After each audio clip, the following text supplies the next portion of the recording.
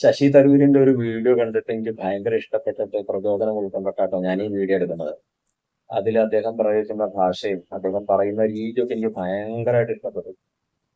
1741 Dutch East India Company Travancore പടയം നയിച്ചിരുന്ന മാർത്താണ്ഡവർമ്മയും തമ്മിൽ പൊളച്ചലിൽ വെച്ചിട്ട് പൊളച്ചൽ യുദ്ധം നടന്നു.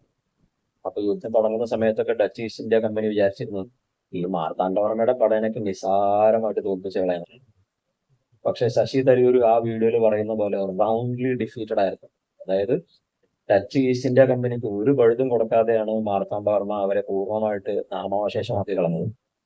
പക്ഷെ ഡച്ച് ഈസ്റ്റ് ഇന്ത്യ കമ്പനി ആദ്യം യുദ്ധത്തിനല്ല മുതിർന്നത്, ഒരു സന്ധി സംഭാഷണത്തിനൊക്കെ അവർ ശ്രമിച്ചു നോക്കി.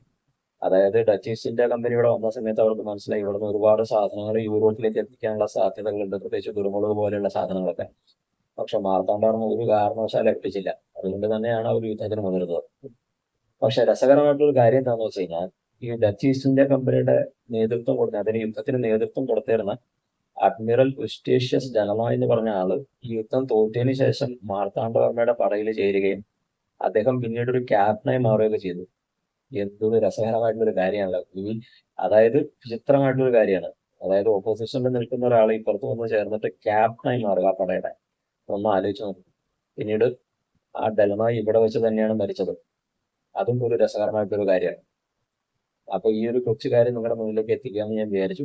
ഇഷ്ടപ്പെട്ടിട്ടുണ്ടെങ്കിൽ ലൈക്ക് ചെയ്യുക, കമന്റ് ചെയ്യുക, ഷെയർ ചെയ്യുക, മറ്റുള്ളവരിലേക്ക് ഒന്ന് എത്തിക്കാം. അപ്പൊ നമുക്ക് പുതിയ വീഡിയോ ആയിട്ട് വീണ്ടും കാണാം. അതുവരെ ബൈ.